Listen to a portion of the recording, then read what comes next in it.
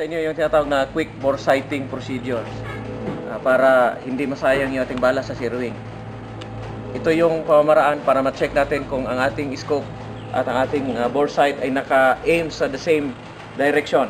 So ang gagawin ko ngayon, pagkatapos na mount ang ating rifle, na mount ang ating scope, ay silipin ko dito ang kinaroonan ng aking sentro ng aking bore sight at i-compare ko yon doon sa scope sight picture. Ulitin, sa aking bore sight, isentro ko yon doon, silipin ko ngayon dito sa scope sight picture. At nakita ko ang aking scope ay naka-aim na sa right. Naka-aim sa right. Ang ibig sabihin, ngayon, i-adjust ko tong scope sa direction ng right para pupunta siya ng left.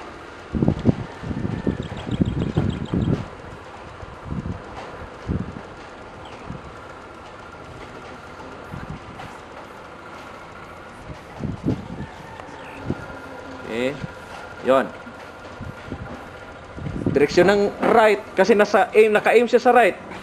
Gusto kong pumunta sa left ang tama, so kailangan sa direksyon ng right ang pihit ng ating windage para pumunta siya doon sa center. Pareho sila ngayon doon sa aking bore sight picture. Okay. Ball. Okay. Yung bala.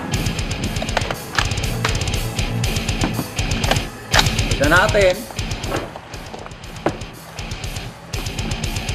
Ito, ginagawa to sa 50 meters.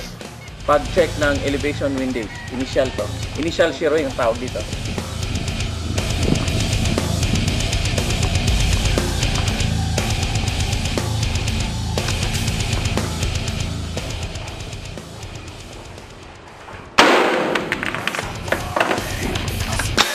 Verify.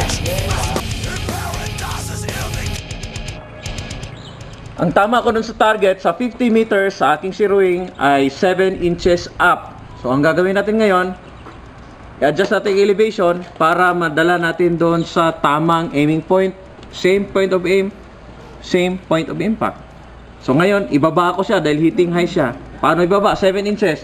Bawat isang MOA o 1 minute of an angle or 4 na click, 1, 2, 3, 4. Ang katumbas nun ay 1/2 inch sa 50 meters. Another 1, 2, 3, 4. Naka 1 inch na tayo. 1, 2, 3, 4. 1, 2, 3, 4, 5, 6, 7, 8. 5 na. Okay, 5 lang muna tayo ha. Tingnan natin ang tama natin kung bumaba siya ng 5 inches. Okay. Clear the range. Reload when it makes it. On time, fire when ready. Capture me apart!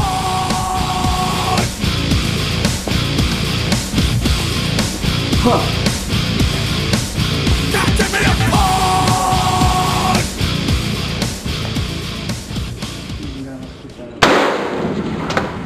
Reload, clear.